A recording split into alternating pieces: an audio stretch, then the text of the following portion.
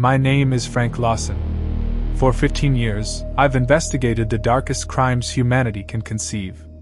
I've hunted killers, exposed conspiracies, and brought justice to those who thought they were untouchable. But I never imagined I would become the story.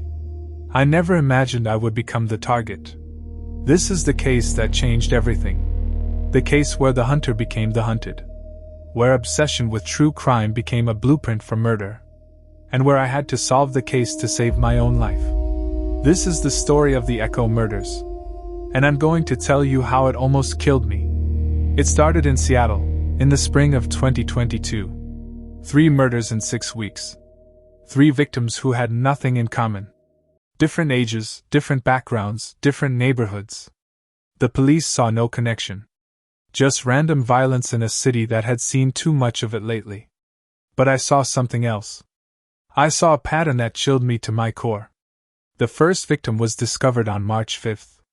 Her name was Lisa Hartley. 29 years old. An art teacher living in the Capitol Hill neighborhood. She was found in an abandoned lot near Pike Place Market. Her body was positioned carefully.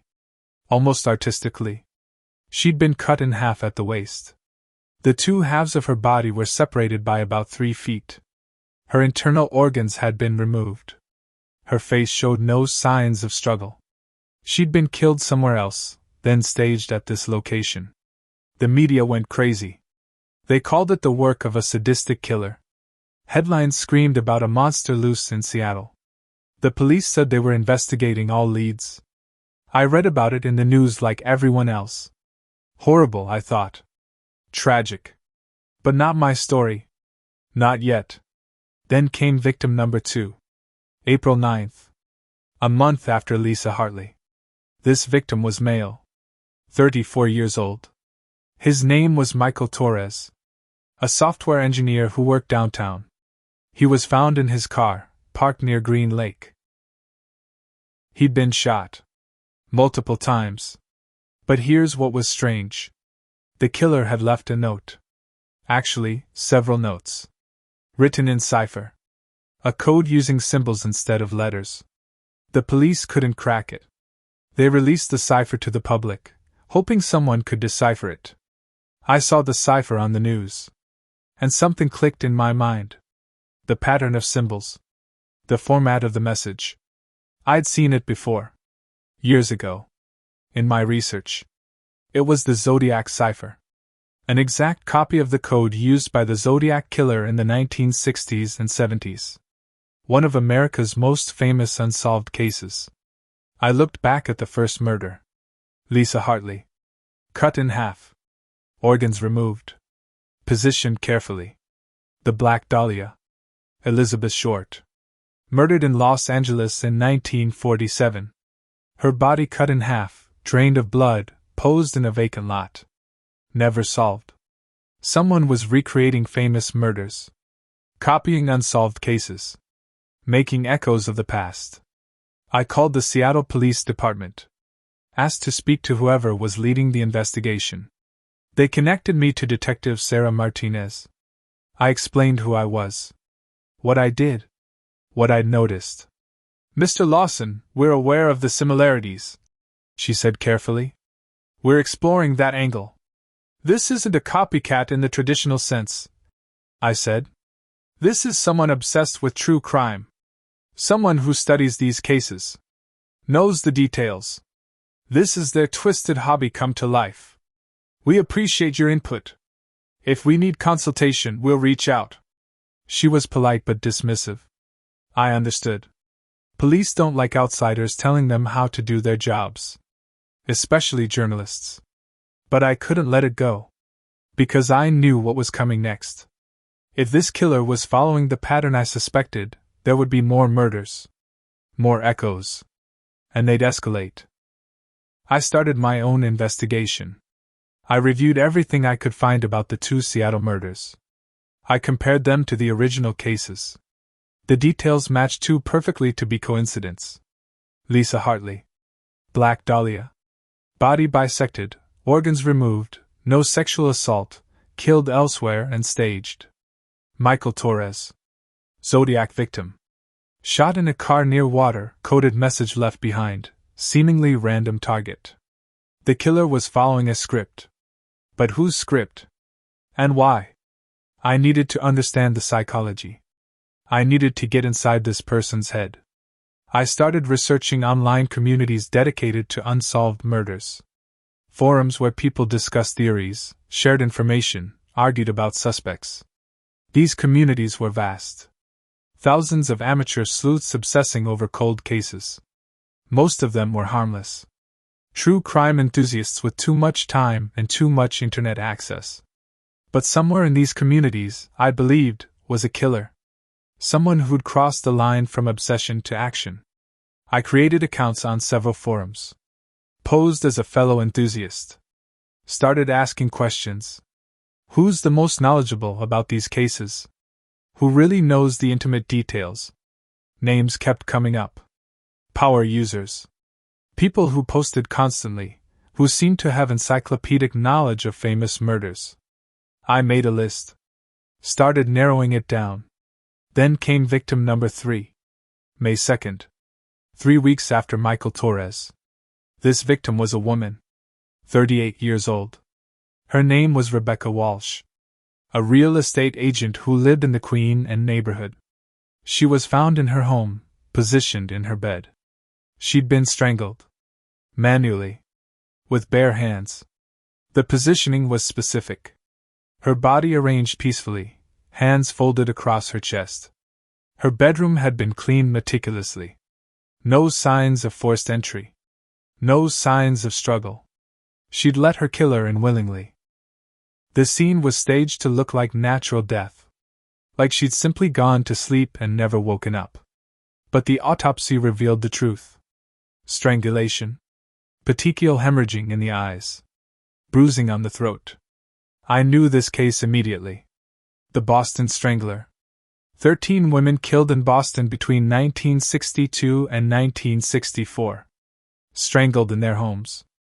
Bodies arranged peacefully.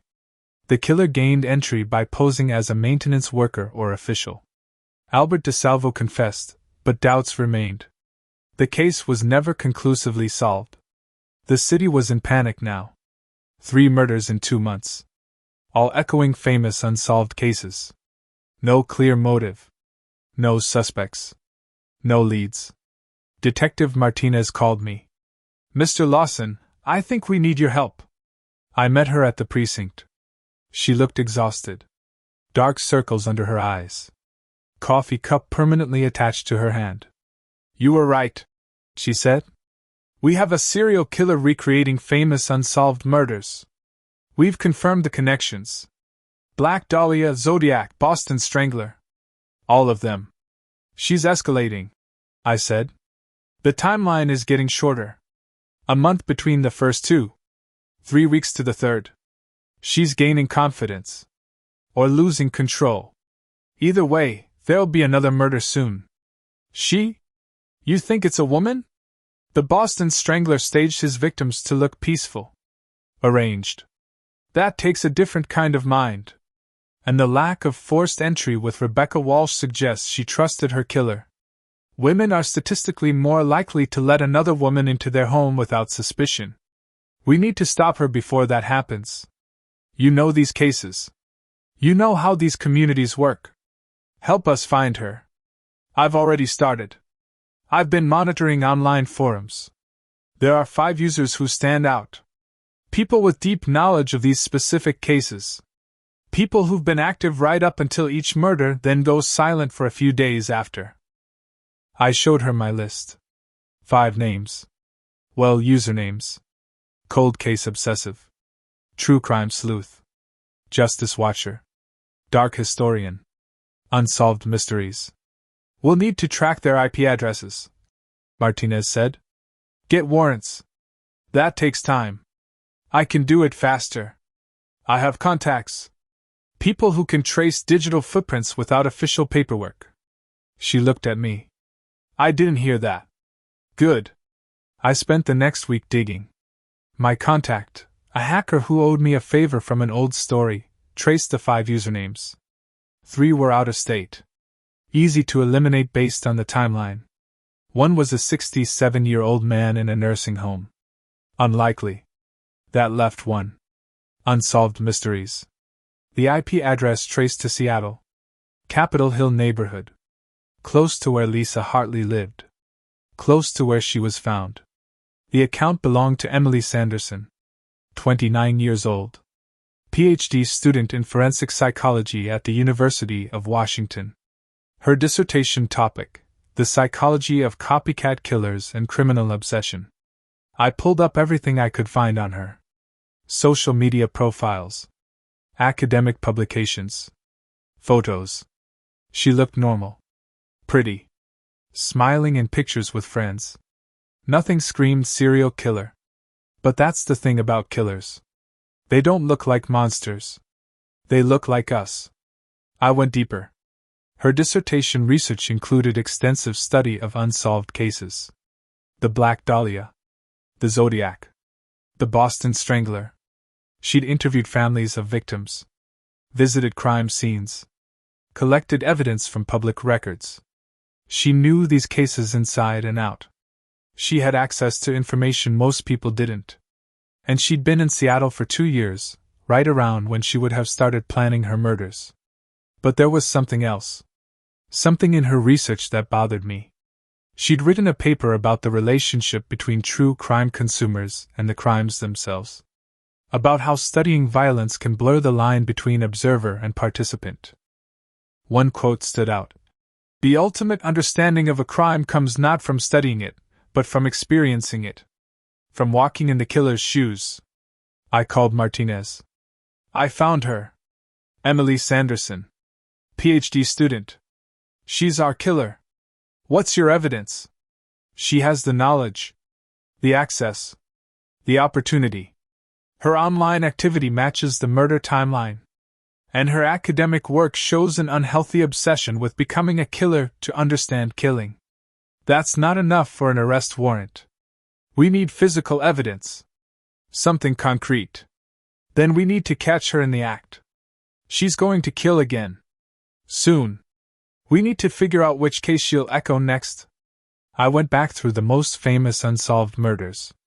Tried to think like Emily. What would be next? What case would fit her pattern? The axe murders in Villisca, Iowa? Too obscure. The Texarkana Phantom? Wrong region. Jack the Ripper? Too difficult to replicate authentically. Then it hit me. There was one case that every true crime enthusiast knew. One case that had consumed me for years.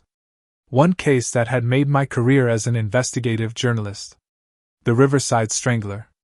A serial killer I'd investigated and helped capture 8 years ago. My biggest story.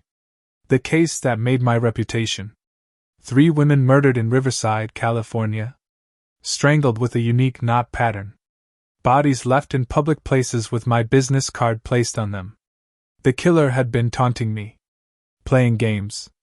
Making it personal. I'd worked with police to profile him. Predict his patterns. And eventually, I'd figured out his identity. A man named Thomas Whitmore. 42 years old. High school teacher. Married with 2 kids. No one suspected him until I put the pieces together. The arrest had been dramatic. Media frenzy. Book deals. Whitmore was convicted on 3 counts of murder. Life in prison without parole. It was the case that defined me. And Emily Sanderson knew it. She'd referenced it in her dissertation. She'd studied my investigative methods. She'd probably read everything I'd ever written about it. If she wanted to complete her education, if she wanted to truly understand the mind of a killer, she'd need to experience what it was like to be hunted by me. To play the same game Thomas Whitmore had played. Which meant I was next. Not as an investigator. As a victim. I called Martinez. "She's going to come after me." "What?" The next echo. "It's the Riverside Strangler case. My case. She's going to recreate it. And that means she's going to try to kill me, then leave my body with evidence linking back to the case. She's making me part of her research. We'll put you in protective custody." "No. If we do that, she'll just wait. Or choose a different victim. We need to let her come. Set a trap. Catch her when she makes her move. You're talking about using yourself as bait. I'm talking about ending this before another innocent person dies. Martinez didn't like it. But she agreed. We set up surveillance. Plainclothes officers watching my apartment. My office. Following me at a distance. Waiting for Emily to make contact. 3 days passed. Nothing. I went about my normal routine. Coffee shop in the morning. Office during the day. Home at night. Always aware. Always watching. On the 4th night, I got an email. From an account I didn't recognize. The subject line was simple. Let's talk about murder. I opened it.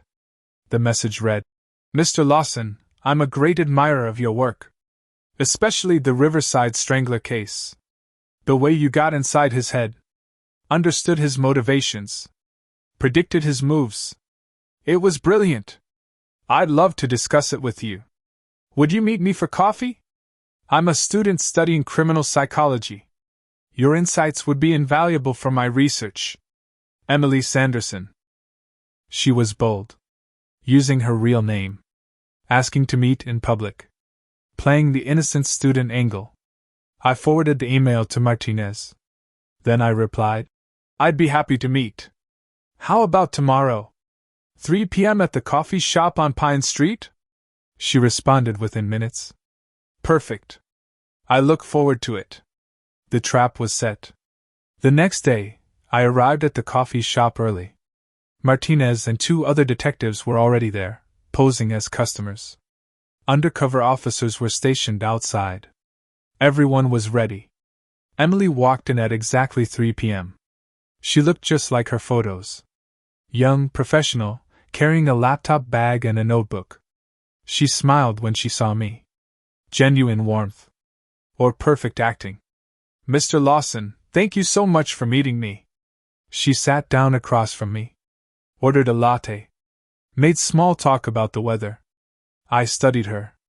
Looking for signs. Nervousness. Calculation. Malice. I saw nothing. She seemed perfectly normal. So you're studying criminal psychology? I said. Yes. Specifically copycat behavior. Why some people feel compelled to recreate the crimes of others. It's fascinating from a psychological standpoint. Is it? I find it disturbing. Oh, it is. Absolutely. But understanding disturbing things is how we prevent them. Don't you think? I suppose. What specifically about copycat killers interests you? She leaned forward. Her eyes bright. Engaged. The motivation. Most copycats are trying to relive someone else's fantasy. They lack originality. But the truly interesting ones, they're not copying out of admiration. They're copying to understand. To educate themselves. To become better at something. Better at killing? Better at the psychology of it. The methodology. The execution, if you'll pardon the pun. I felt cold. She was telling me. Explaining her motivation right to my face. Confident I couldn't prove anything. Have you studied recent cases? I asked. Or just historical ones? Oh, both. Historical cases are educational, but recent ones are more relevant. The techniques have evolved. Forensics have improved. Killers have to be smarter now.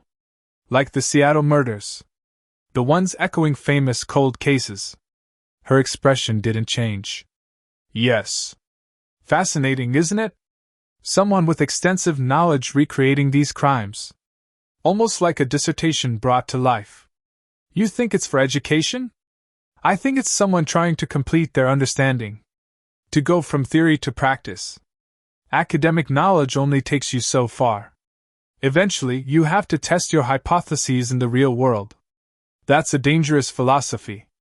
Is it? You did the same thing with the Riverside Strangler. You got inside his head.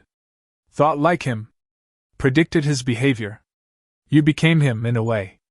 That's how you caught him. I didn't become him. I understood him. There's a difference. Is there? She smiled. I wonder. I glanced at Martinez. She was watching intently, hand near her concealed weapon, waiting for probable cause. A confession. A threat. Something actionable. Emily, why did you really want to meet me? I told you. To discuss your work. No. You wanted to see me up close. To study me. Because I'm going to be your next Echo. You're planning to recreate the Riverside Strangler murders. And I'm the target. She didn't deny it. She just kept smiling. You're very perceptive, Mr. Lawson. That's what makes you good at what you do. But perception isn't evidence, is it? I know you killed Lisa Hartley, Michael Torres, Rebecca Walsh. I know you staged them to match the Black Dahlia, the Zodiac, the Boston Strangler. And I know you're not done. Prove it. I will. She stood up, collected her things. This was enlightening. Thank you for your time. I should go. I have research to do. She walked out. Martinez and the other detectives moved to follow her, but I stopped them. Don't. Not yet. We don't have enough. She knows that. If we arrest her now, she'll lawyer up, and we'll never get a conviction. We need to catch her with evidence. Catch her in the act? She just admitted it to your face, Martinez said. She hinted. She played games. But she never said I killed those people. Her lawyer would tear apart anything we tried to use from that conversation. We need more. That night I went home. Double-checked all my locks. Set up my security cameras. Kept my phone close. If Emily was coming for me, I needed to be ready. I also did something else. Something risky. I called someone I hadn't spoken to in years. Thomas Whitmore. The Riverside Strangler. He was still in prison. Still serving life. I'd visited him once since his conviction, to interview him for an article. He'd enjoyed talking to me, reliving his crimes, explaining his twisted logic. I called the prison, requested a phone call with inmate Whitmore. They patched me through. Frank Lawson. His voice was smooth, educated. The voice of a teacher, not a killer. This is a surprise. What brings you back into my life? I need your help. He laughed. Why would I help you? You put me in here. Because someone is copying you. Copying me. Copying our whole story. And I think you want to know about that. You don't strike me as someone who likes being plagiarized. Silence. Then, tell me more. I explained about Emily. About the Echo murders. About her plan to recreate his crimes with me as the victim. Interesting, he said. A student of the craft. I'm almost flattered. But you're right. I don't appreciate imitation. What I did was unique. Original. This girl is just painting by numbers. Help me understand her. Help me predict what she'll do next. Why should I? Because if she succeeds, she becomes more famous than you. Her story overshadows yours. You become a footnote in her narrative. His ego wouldn't allow that. I knew it. And I was right. She'll come for you soon, he said. Within 48 hours. That's when she's most excited. Most confident. After a meeting like you had today, she'll be riding high. Feeling invincible. She'll make her move while that feeling is fresh. Where? How? She'll study your patterns. Your routines. Find a moment when you're vulnerable. Alone. She'll use the same method I used. The knot. The positioning. But here's what you need to understand, Frank. She's not doing this to understand killing. She's doing it to understand you. She's obsessed with you, not with murder. You're the final piece of her education. What does that mean? It means she won't kill you quickly. She'll want to talk. To understand how you think. How you caught me. She'll see it as a meeting of minds. You're her mentor, whether you want to be or not. Use that. When she comes, engage her. Make her talk. The more she talks, the more time you buy. And the more evidence you create. You're helping me so your ego stays intact. I'm helping you because I respect the game. And this girl, she's not playing it right. She doesn't understand that the art of murder isn't in the killing. It's in the hunt. The relationship between killer and investigator. She's skipping steps. Taking shortcuts. It's insulting to professionals like me. I thanked him. Hung up. Felt dirty for talking to him. But I had what I needed. A timeline. A strategy. Emily would come within 48 hours. She'd want to talk. And when she did, I'd get her confession on record. I prepared. Set up recording devices throughout my apartment. Voice activated. Hidden cameras.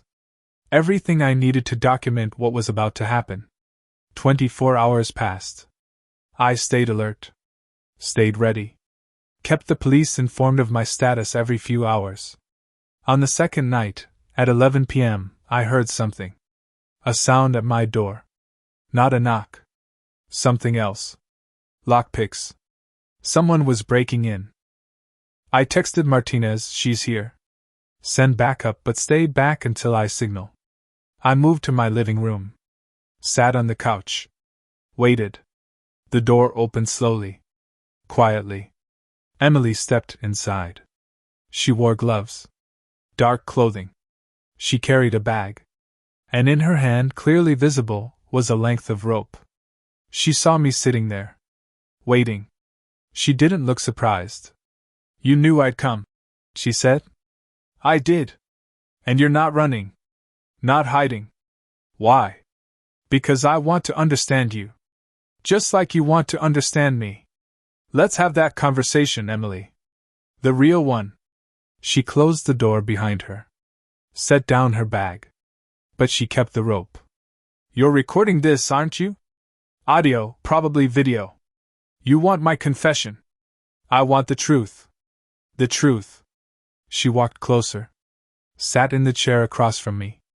The truth is, I've spent 5 years studying killers. Reading about them. Analyzing them. Trying to understand what makes them different from the rest of us. And you know what I learned? Nothing. The academic research teaches you nothing. It's all theory. Speculation. Guesswork. So you decided to become one. To learn firsthand. I decided to complete my education. Yes. Lisa Hartley taught me about planning. About staging a scene. About the physical act of killing. Michael Torres taught me about messaging. About creating mystery. About engaging with the audience. Rebecca Walsh taught me about gaining trust. About overcoming empathy. About crossing lines you can't uncross. You're talking about them like experiments. They were experiments. They were lessons. And now you're the final exam. The culmination of everything I've learned. Because you're the real challenge. You understand killers. You think like them. Catching you, killing you, that proves I've mastered the material. Emily, you haven't mastered anything.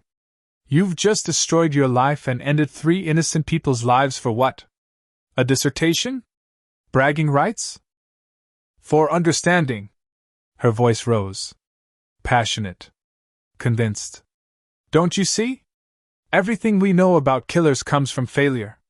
From the ones who got caught. But what about the ones who didn't? What about the ones who were smarter? Better? We can't study them because we don't know who they are. The only way to truly understand perfect murder is to commit one. There's no such thing as perfect murder. You left evidence. Digital footprints. Patterns. I found you in less than a week. You found me because I wanted you to. Because this was always leading here. To this moment. You and me. Hunter and prey. Except we keep switching roles, don't we? Right now, I'm in your home. I have the weapon. I have the advantage. But you have the knowledge. The experience. The upper hand psychologically. It's fascinating. It's over, Emily. The police know everything. They're outside right now. You're not leaving here in handcuffs or in a body bag, but you're not leaving free. She looked at the windows. Calculating. I could kill you before they breached the door. I could at least complete that part. Prove I could do it. You could try. But Thomas Whitmore told me something. He said you're not obsessed with murder. You're obsessed with me. With understanding how I think. You don't really want to kill me. You want to talk to me. To be acknowledged by me. To have me recognize you as an equal. Her expression shifted. Vulnerable for the first time. Is that so wrong? You've spent 15 years hunting people like me. You've built a career on understanding killers. Doesn't that make you part of the same spectrum? We're not so different, Frank. We're both obsessed with death. With violence. With the darkest parts of human nature. The only difference is I admitted it. I embraced it. You hide behind journalism and justice. The difference is I've never killed anyone. I've never taken a life to satisfy my curiosity. That line matters, Emily. That line is everything. Is it? Or is it just convenient morality? You profit from murder just like I do. You just let other people do the killing first. Before I could respond, the door burst open. Martinez and 4 officers stormed in, weapons drawn. Emily Sanderson, you're under arrest for the murders of Lisa Hartley, Michael Torres, and Rebecca Walsh. Put the rope down. Put your hands on your head. Emily looked at me. Not at the police. At me. Did I pass the test, Frank? Did I teach you anything? You taught me that intelligence without empathy is just sophisticated cruelty. That understanding darkness doesn't require becoming it. And that you're not a scholar, Emily. You're just another broken person who chose to break others. They arrested her. Read her rights. Led her away. She didn't resist. Didn't fight. She just kept looking back at me. Studying me. Even in defeat, she was trying to learn. Trying to understand. The evidence from my apartment was damning. Her confession on camera. The rope that matched fibers from the previous murders. DNA evidence linking her to the crime scenes. Her laptop, seized from her home, contained detailed plans for all 4 murders. Photos she'd taken. Notes she'd written. A complete record of her crimes. She'd documented everything. Not to avoid getting caught, but to preserve her research. To study later. To learn from. The trial was a media circus. A young, attractive PhD student who murdered 3 people to complete her dissertation. The story wrote itself.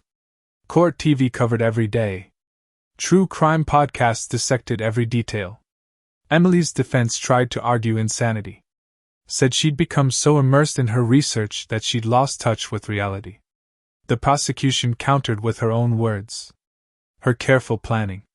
Her clear understanding of right and wrong, even as she chose wrong. The jury deliberated for 6 hours. Found her guilty on all counts. 3 consecutive life sentences without possibility of parole. At her sentencing, the judge asked if she had anything to say. Emily stood and looked directly at me. I was sitting in the gallery, covering the trial for my publication. Mr. Lawson, she said. Thank you. This experience, even this trial, has taught me more than any book or class ever could. I understand now what you tried to tell me. The line matters. Not because of morality, but because of consequence. I thought I could cross it and come back. I was wrong. That's my final lesson. She was led away. I never saw her again. But I think about her sometimes. About how someone so intelligent, so educated, so promising could make such catastrophic choices. About how the study of evil can become a seduction. About how obsession can lead even good people down dark paths. I also think about my own relationship with violence. With murder. With the darkest stories humans create. Emily was wrong about a lot of things, but she wasn't entirely wrong about me. I do profit from tragedy. I do build my career on the worst moments of people's lives. The question is, does that make me complicit?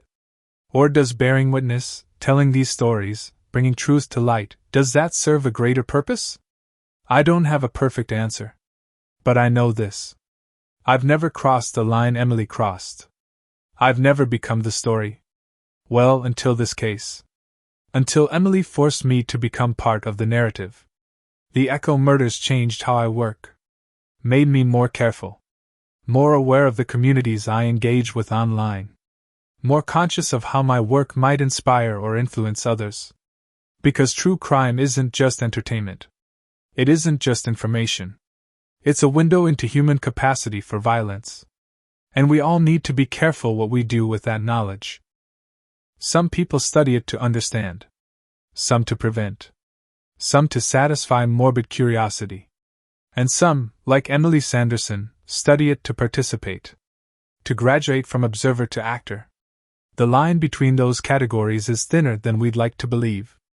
And staying on the right side of it requires constant vigilance. Constant self-examination. Constant awareness that when you stare into the abyss, as Nietzsche said, the abyss stares back. Emily stared too long. And the abyss claimed her. I'm still staring. Still investigating. Still telling stories. But I'm more careful now. More aware. Because I learned something from Emily Sanderson too. I learned that the most dangerous killers aren't the ones who don't understand right from wrong. They're the ones who understand perfectly but choose wrong anyway. Who rationalize. Who justify. Who convince themselves that their actions serve some higher purpose. Emily convinced herself she was advancing human knowledge. That her murders were educational. That the ends justified the means. But all she really did was destroy lives. Her victims' lives. Her own life. The lives of everyone who loved her or loved her victims. There was no higher purpose. There was no great insight. There was just death. Senseless, cruel, permanent death. That's the truth about murder. It's not fascinating. It's not educational. It's not a puzzle to be solved or a game to be played. It's the end of everything for the people it touches. And that's the story I keep telling. Over and over. Case after case. Because if my work has any purpose, it's this: to remind people that behind every crime, there are real human beings. Real pain. Real loss. The Echo murders echoed famous cases. But they created their own tragedy. Their own pain. Their own legacy of suffering. And Emily Sanderson, despite all her intelligence and education, failed to understand the most basic truth. You can study evil. You can analyze it. You can write about it. But the moment you participate in it, you become it. And there's no coming back from that. This is Frank Lawson. And this has been the story of the Echo murders. The case where I became the target. Where obsession with true crime became murder. Where a brilliant mind chose darkness over light. If you're part of the true crime community, I ask you this: examine your relationship with these stories. Ask yourself why you're drawn to them. What you're seeking. What you're learning. And make sure you stay on the right side of that line. Because the line is real. The line matters. And crossing it destroys everything. Thank you for listening. Stay vigilant.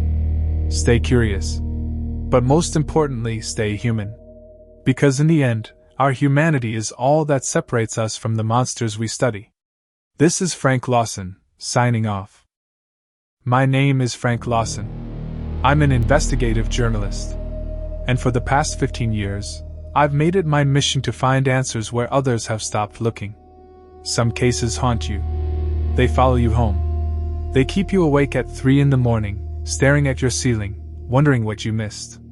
The Vanishing Mile is one of those cases. Between 2015 and 2018, 7 people disappeared from the same 1-mile stretch of highway in rural Oklahoma. 7 completely different people. 7 separate occasions. All vanished without a trace. Their cars were found abandoned on the roadside. Engines still running. Doors left open. Personal belongings untouched. Cell phones on the seats. But the drivers? Gone. Simply gone. The local police called it a coincidence. Runaways, they said. People choosing to disappear. The FBI reviewed the cases and found no connection. The media covered it for a week, then moved on to the next story. But I couldn't move on. Because when I looked at those 7 faces, I saw something everyone else missed. I saw a pattern. And patterns don't lie. This is the story of the Vanishing Mile. And I'm going to tell you what really happened on that dark stretch of Interstate 40. But I warn you, this isn't a story with easy answers. This is a story about how evil can hide in plain sight for decades. About how the people we trust can be the most dangerous. And about how sometimes, the highway we drive every day can become a hunting ground. My investigation took me to a dying town called Redemption, Oklahoma. Population 900 and declining. The kind of place people leave and never come back to. The kind of place where secrets don't stay buried forever. I arrived on a Tuesday morning in October, 2022. 4 years after the last disappearance. 4 years of silence. But I had a feeling that silence was about to break. Let me take you back to where it all began. March 14th, 2015. That's when the first driver vanished. Her name was Jennifer Hale. 28 years old. A pharmaceutical sales rep from Tulsa, driving to Amarillo for a conference. She was on Interstate 40, that endless ribbon of asphalt cutting through Oklahoma. She'd made this drive a dozen times before. It was routine. Boring, even. Jennifer called her fiancé at 7:43 p.m. She said she was making good time. She'd be in Amarillo by 10. She sounded happy. Normal. That was the last time anyone heard her voice. At 9:15 p.m., a trucker spotted her silver Honda Accord on the shoulder of the highway. Hazard lights blinking. Driver's door wide open. Engine running. The trucker pulled over to help. He thought maybe she'd gone into the trees to relieve herself. It happens. He waited 5 minutes. Then 10. He called out.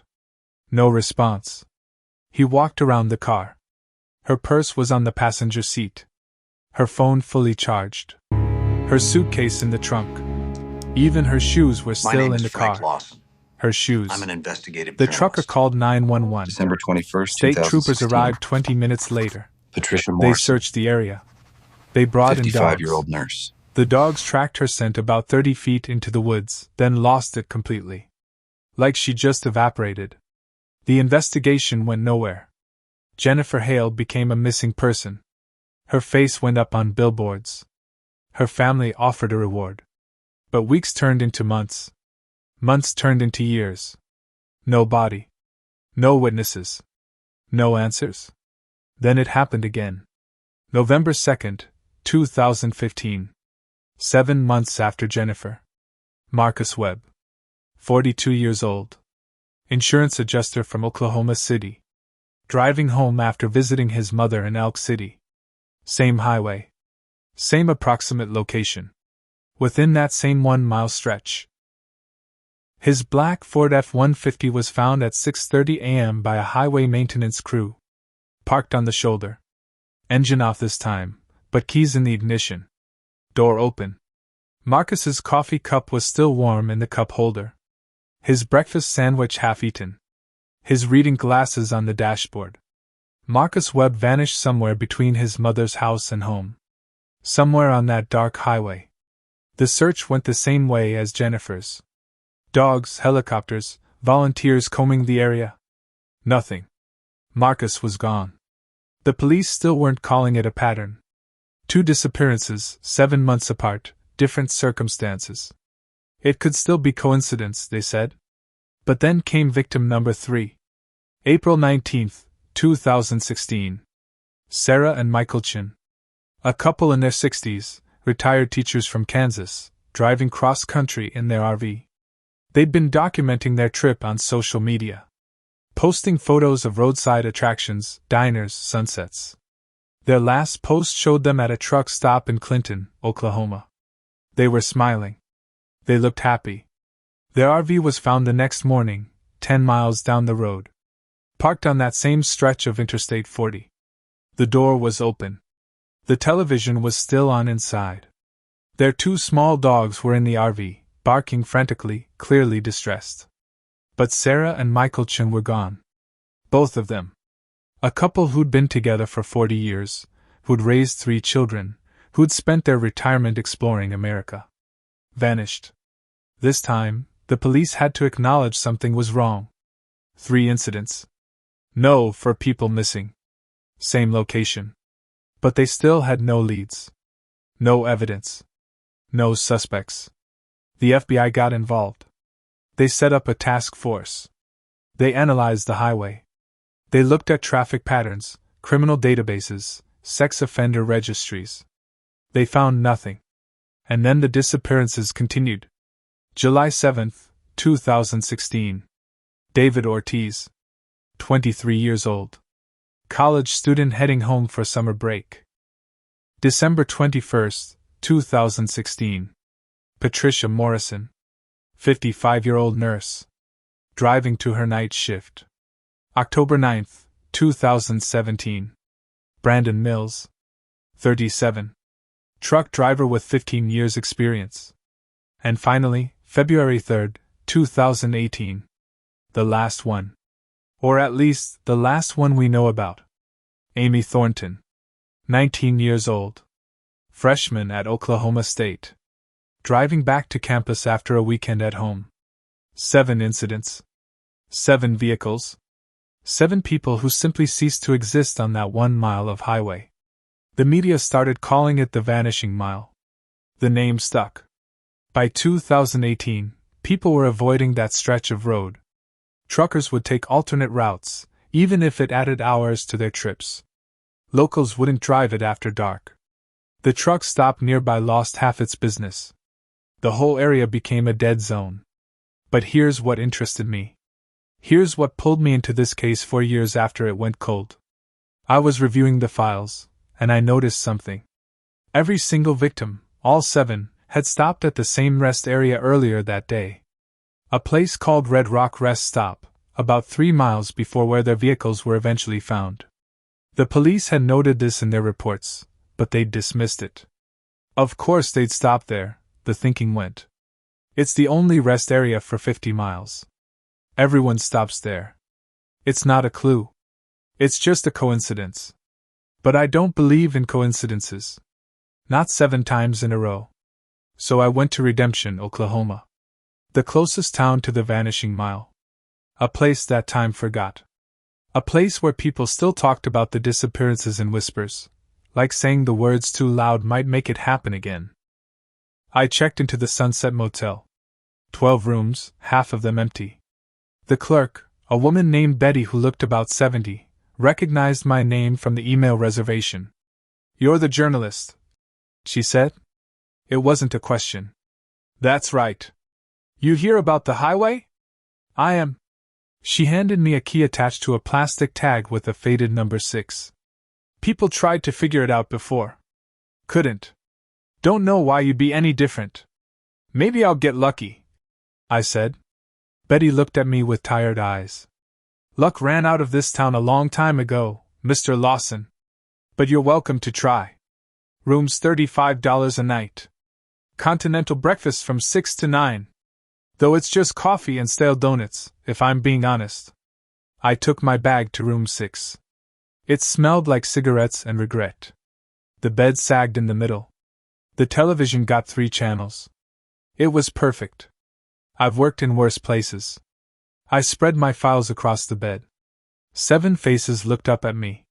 Jennifer, Marcus, Sarah and Michael, David, Patricia, Brandon, Amy. 7 lives interrupted. 7 families destroyed. 7 mysteries waiting to be solved. I started with the rest stop. Red Rock Rest Stop. If all 7 victims stopped there, that's where I needed to begin. I drove there the next morning. It was exactly what you'd expect. A small parking lot, maybe 20 spaces. A cinder block building with restrooms. A few vending machines. A faded map of Oklahoma behind plexiglass. Everything looked forgotten. Neglected. There were 2 cars in the lot. One was a beater with Oklahoma plates, probably someone using the bathroom. The other was a semi-truck, the driver sleeping in the cab. I walked around. I took photos. I studied the layout. The rest stop sat in a shallow valley, surrounded by scrubby vegetation and red dirt. The highway was visible from here, cars rushing past at 70 miles an hour, none of them stopping. There was nothing obviously sinister about the place. But then, there never is. Evil doesn't announce itself. I was about to leave when I noticed something. Behind the building, partially hidden by overgrown weeds, was an old pay phone. I walked over to it. The phone itself was long dead, the receiver dangling by its cord. But there was something else. Scratched into the metal of the phone booth, barely visible, were words. I had to squat down and angle my head to read them. Help was scratched there. And below it, a date. March 14th, 15. March 14th, 2015. The day Jennifer Hale disappeared. My pulse quickened. I took photos. I examined the scratching. It was crude, done with something sharp. A key maybe. Or a pen. Someone had been here, afraid, desperate enough to leave a message. Had it been Jennifer? Had she stopped here, used the restroom, and something happened? Had she tried to call for help on this phone? I needed more information. I needed to talk to people who were here back then. People who might have seen something. I drove into Redemption. The downtown was 3 blocks of brick buildings, most of them empty. A bank that was now a check cashing place. A diner called Rosie's. A gas station. A feed store. That was about it. I parked in front of Rosie's diner. A bell chimed as I walked in. The place was exactly what you'd imagine. Red vinyl booths. A counter with spinning stools. A jukebox in the corner that probably hadn't worked since 1995. And the smell of coffee and fryer grease. There were 4 people inside. An elderly man reading a newspaper at the counter. 2 women in a booth, speaking in low voices. And a waitress, maybe 50, with tired eyes and a practiced smile. She approached with a coffee pot. Sit anywhere, hon. Coffee? Please. I sat at the counter. She poured. The coffee was strong and bitter. Perfect. Menu's right there, she said, nodding at a laminated card stuck between the napkin dispenser and the ketchup. Just coffee for now, thanks. But I was hoping you could help me with something else. Her expression shifted slightly. Guarded now. What's that? I'm Frank Lawson. I'm a journalist. I'm looking into the disappearances. The Vanishing Mile. The diner got quiet. The 2 women in the booth stopped talking. The old man glanced up from his paper. The waitress, her name tag said Donna, set the coffee pot down carefully. That was years ago. I know. But I think there's more to the story. Police already investigated. FBI too. They didn't find nothing. I'm not the police. I'm just trying to understand what happened. Donna crossed her arms. Why? Why now? Those families, they've been through enough. Why dig it all up again? Because 7 people are still missing, I said quietly. And their families deserve answers. Don't you think? She was quiet for a moment. Then she sighed. What do you want to know? Did any of those people come in here? The victims? Some of them, yeah. This is the only diner for 30 miles. Truckers stop here. Travelers.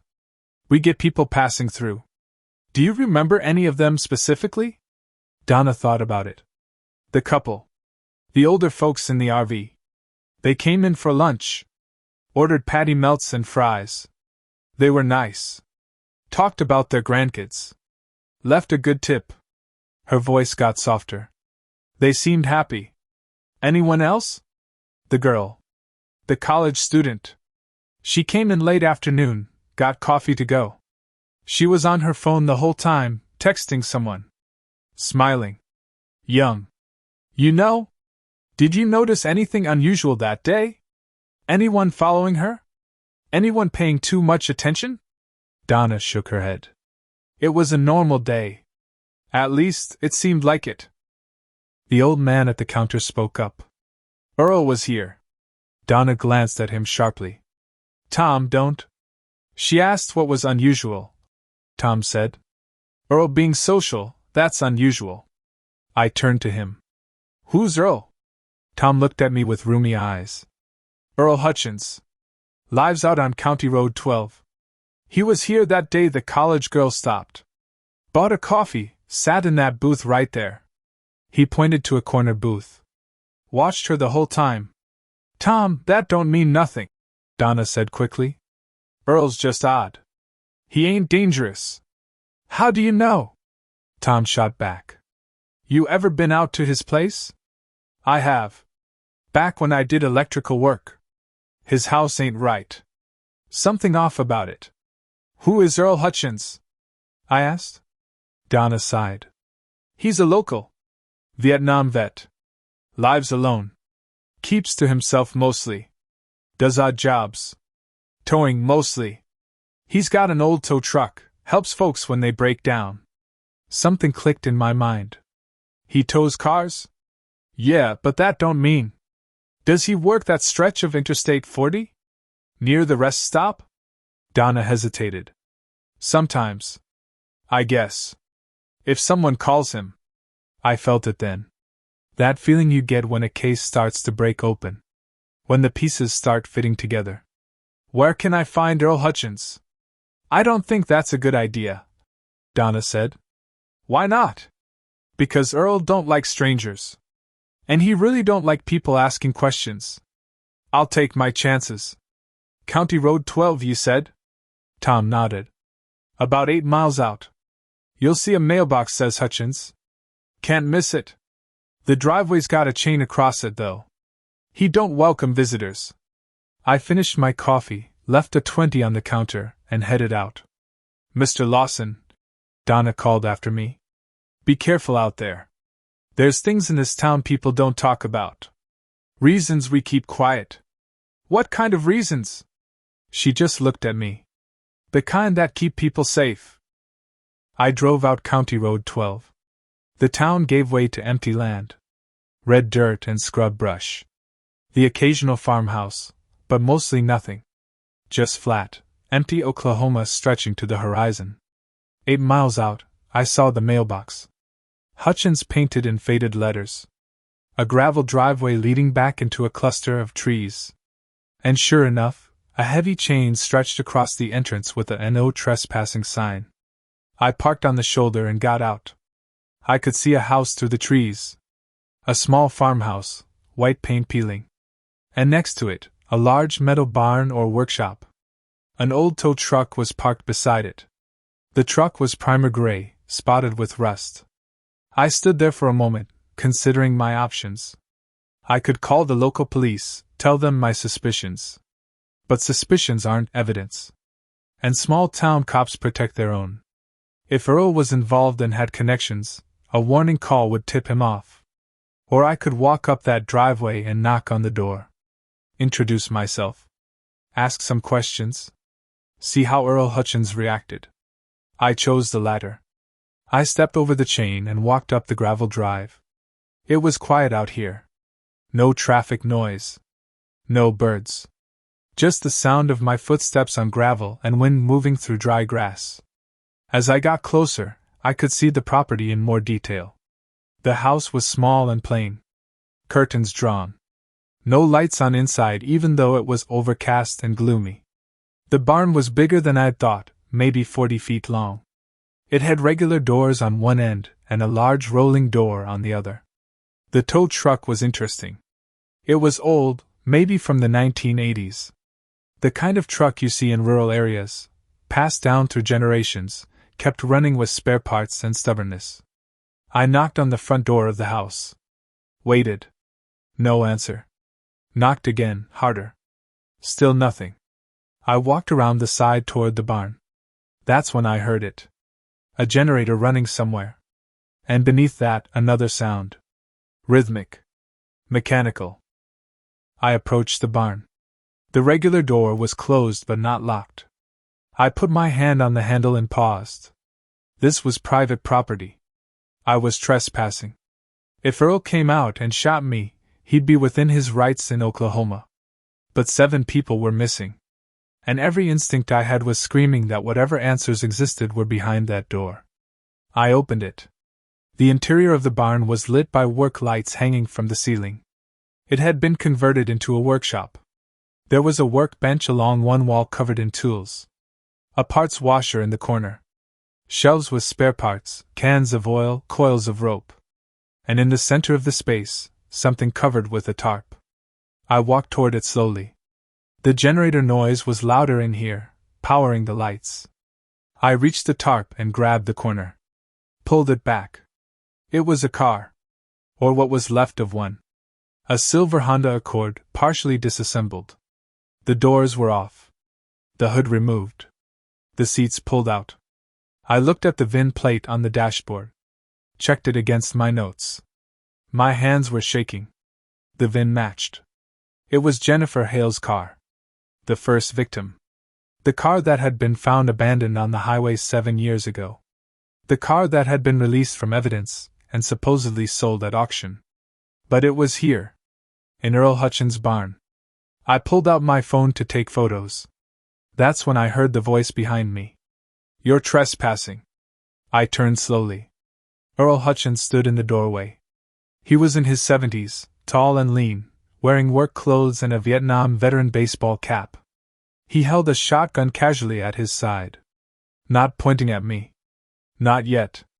"My name is Frank Lawson," I said, keeping my voice calm.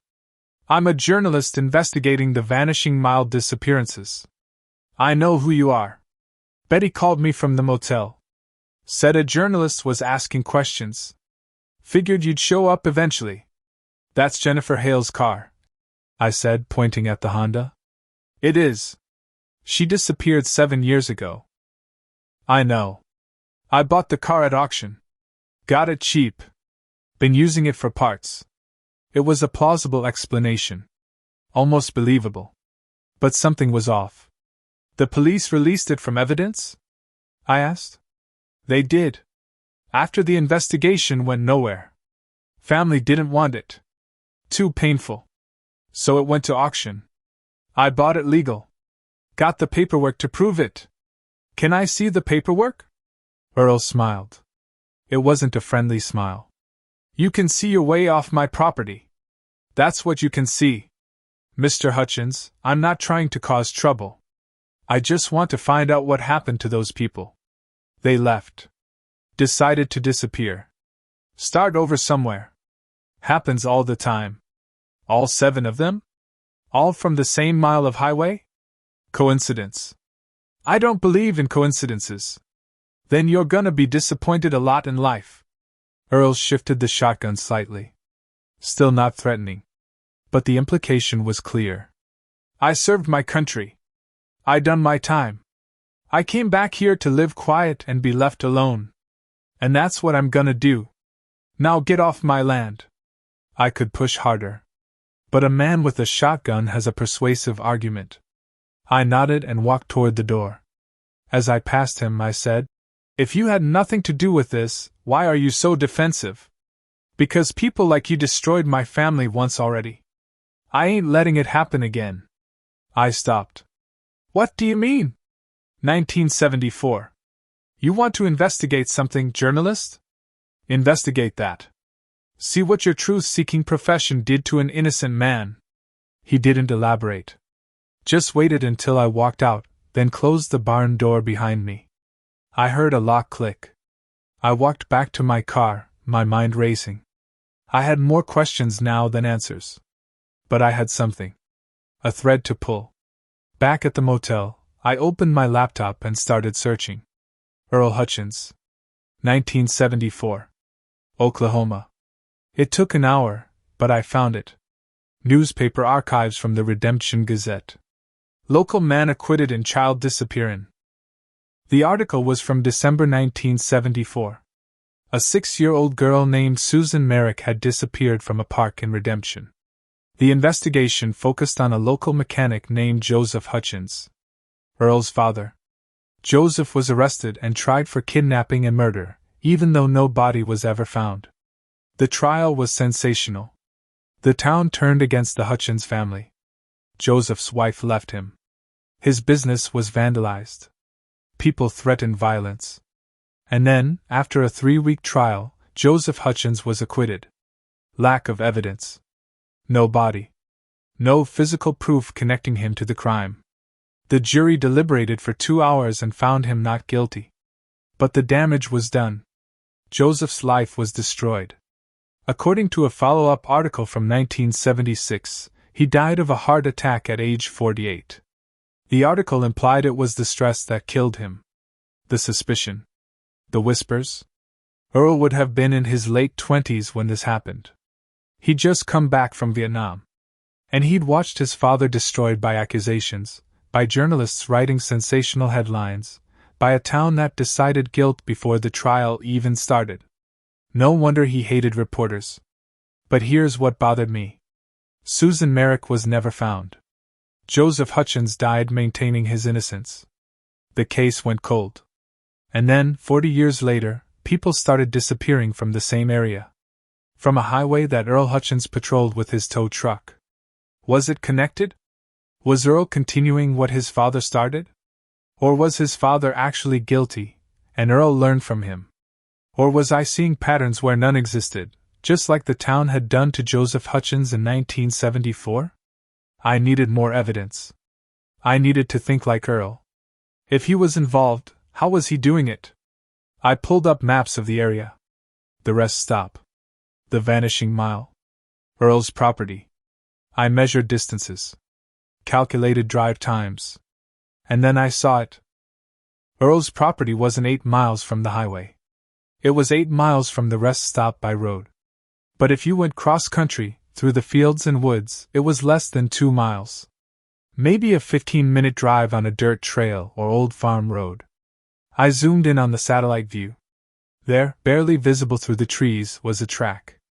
It ran from Earl's property, across empty land, and came out very near the vanishing mile. This was it. This was how he did it. Earl would wait at the rest stop. Not obviously. Maybe parked in his tow truck, looking like he was taking a break. He'd watch for solo travelers.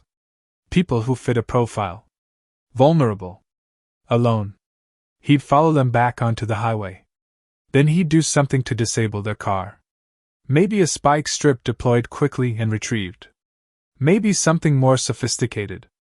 The car would break down within that 1 mile stretch. The driver would pull over. They'd be confused, stranded. And then Earl would appear in his tow truck. The helpful local. The Vietnam vet just trying to help someone in trouble. He'd offer to tow them. They'd accept. Grateful. Relieved. And they'd climb into his truck. But he wouldn't take them to a repair shop. He'd take them down that hidden trail. Back to his property. To that barn. And they'd never be seen again. It was brilliant in its simplicity.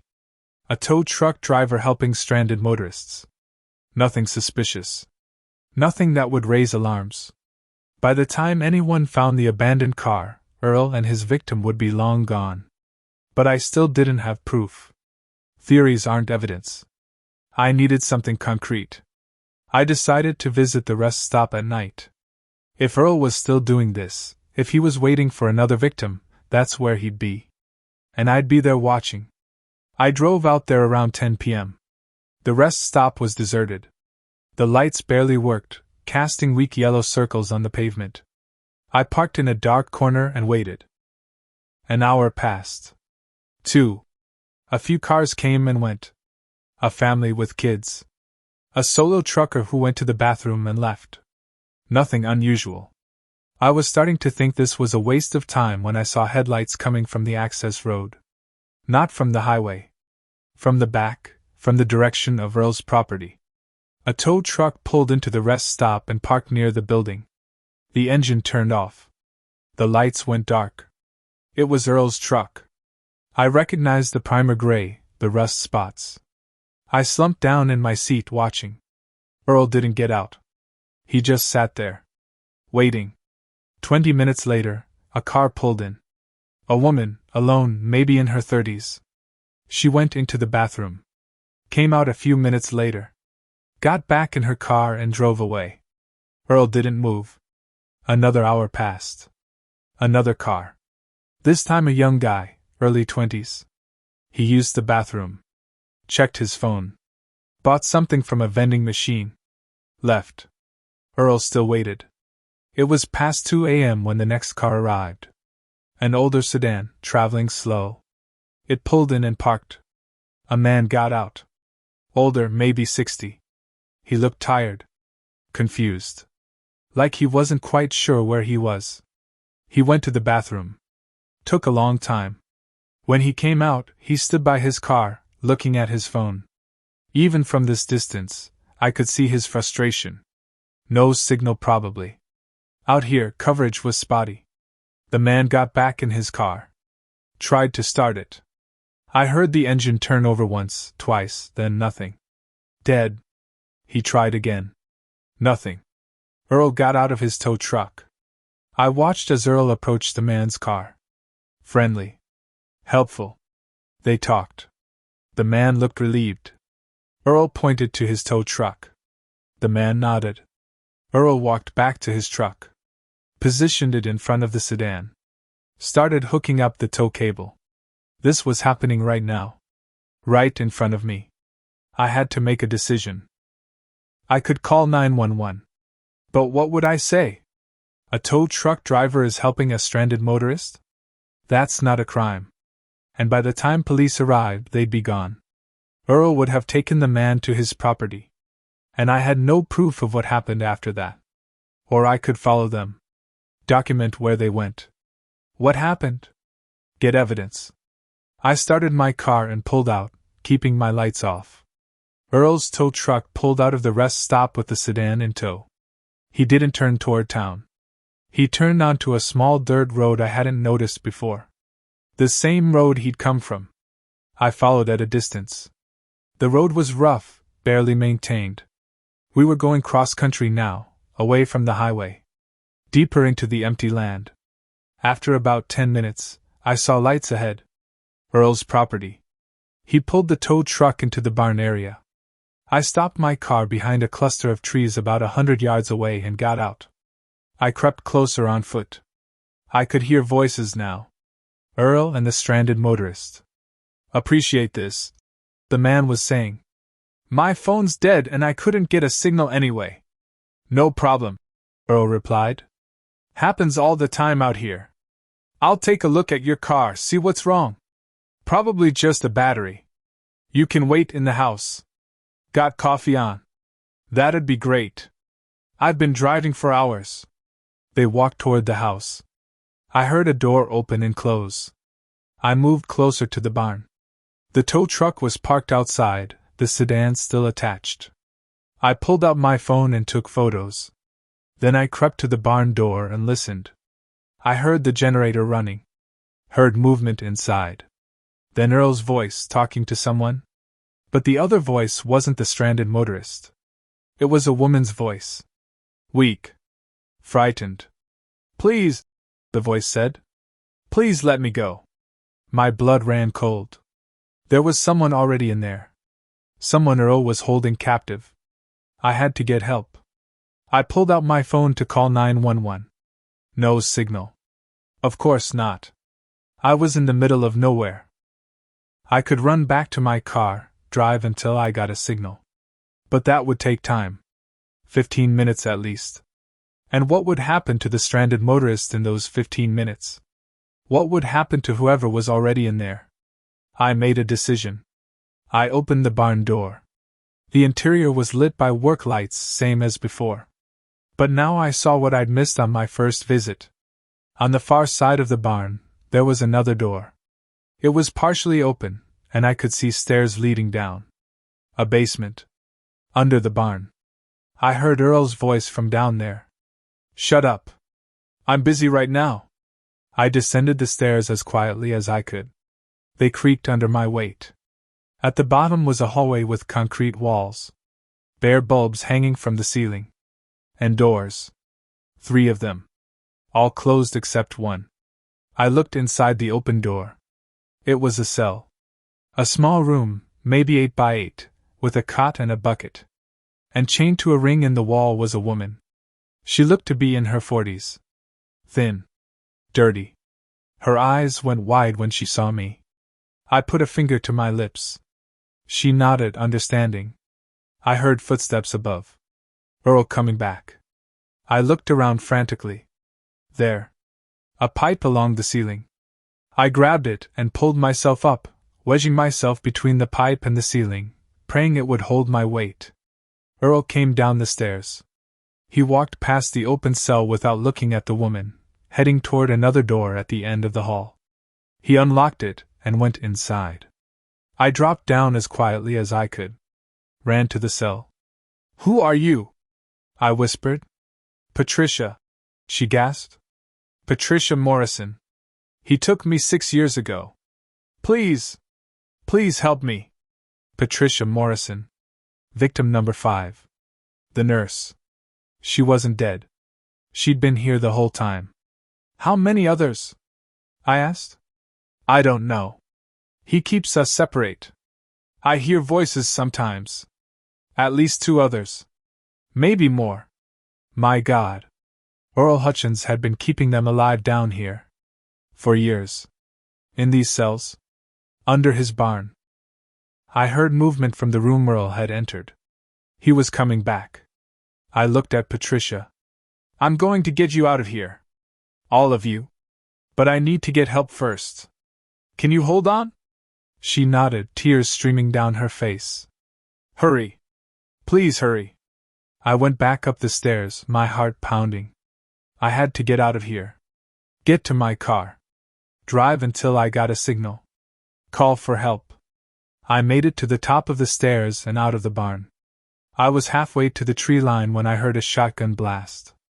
Something hit the ground next to me, spraying dirt. Warning shot. "Stop right there." Earl's voice. I stopped. Turned slowly. Earl stood by the barn, the shotgun aimed at me now. Not at the ground. At my chest. "I knew you'd come back," he said. "Knew you couldn't leave it alone. Just like all the others. Always digging. Always asking questions. Never knowing when to stop. Earl, listen to me." "No. You listen. My father was innocent. You understand? He didn't take that girl. But people like you, journalists, police, you all decided he was guilty anyway. You destroyed him. Killed him as sure as if you'd put a gun to his head. I understand. What happened to your father was wrong.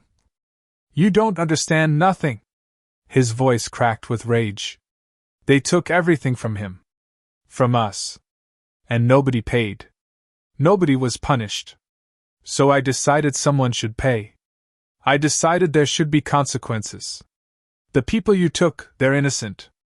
They had nothing to do with what happened to your father." Earl laughed. It was a bitter, broken sound. "Nobody's innocent. Everyone's guilty of something. They just don't get caught.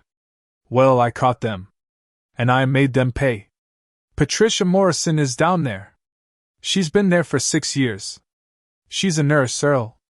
She helps people. What did she do to deserve this? She was there. That's enough. They're all guilty of being there. Of existing. Of living their lives while my father rotted in the ground." I realized then that Earl was insane. Not Hollywood crazy. Real insane. The kind born from trauma and isolation and decades of festering resentment. There would be no reasoning with him. I had one chance. I dove to the side just as Earl fired. The shot went wide. I scrambled behind the tow truck, using it as cover. Another shot. The truck's window exploded. I ran for the tree line. Zigzagging. Making myself a harder target. Another shot. Another miss. I reached the trees and kept running. Behind me, I heard Earl shouting. Heard him pursuing. I made it to my car. Fumbled with the keys. Got the door open. Started the engine. Earl emerged from the trees, reloading the shotgun. I threw the car in reverse and floored it. The car fishtailed on the dirt road. Another shot, and my rear window shattered. But I was moving. Accelerating. Getting distance. I drove like hell down that dirt road, branches scraping the sides of the car. Finally reached the paved county road. Turned toward town. Kept checking my mirror. No headlights behind me. I drove 5 miles before I got a cell signal. Pulled over and called 911. 911, what's your emergency? My name is Frank Lawson. I'm on County Road 12, about 5 miles from Redemption. I've just escaped from Earl Hutchins' property. He's been holding people captive. The Vanishing Mile victims. They're alive. They're in cells under his barn. You need to send everyone. Police, FBI, SWAT. He's armed and dangerous. He shot at me. The dispatcher's voice remained calm but urgent. Sir, stay on the line. I'm dispatching units now. Are you injured? No. But there are at least 3 people being held captive. Maybe more. One of them is Patricia Morrison, missing since 2016. They're in cells. Underground. Under the barn. You need to hurry. The response was massive. State Police. Sheriff's Department. FBI. SWAT teams from Oklahoma City. They surrounded Earl's property within an hour. Earl didn't surrender peacefully. There was a standoff. Negotiations. Ultimatums. It ended when SWAT breached the barn. They found Earl in the underground hallway, standing among the cell doors, holding a pistol. He raised it toward the officers. They shot him. He died in that hallway. In the prison he'd built for others. But he'd lost. Because the people he'd kept down there, they survived. Patricia Morrison, held for 6 years. David Ortiz, the college student, held for 5 years. And Amy Thornton, the last victim, held for 4 years. 3 survivors. 3 people who'd been written off as missing. As dead. Who'd endured hell in those cells. But who lived? The others weren't so lucky. Jennifer Hale, Marcus Webb, Sarah and Michaelchin, Brandon Mills. They were found buried on Earl's property. Behind the barn. In shallow graves. Earl had kept some alive and killed others. There was no pattern we could determine. No logic to who lived and who died. Just the random cruelty of a broken mind. The investigation into Earl Hutchins revealed the full scope of his crimes. The hidden trail he used to access the highway. The spike strips he deployed to disable cars. The way he'd approach in his tow truck, offering help, gaining trust. And we discovered something else. Something that answered my question about his father. In Earl's house, hidden in the attic, was a box. Inside were newspaper clippings about Susan Merrick's disappearance in 1974. And under those clippings was a child's dress. Pink with white flowers. It matched the description of what Susan had been wearing the day she disappeared. Joseph Hutchins hadn't been innocent after all. Earl had known. Had kept his father's secret.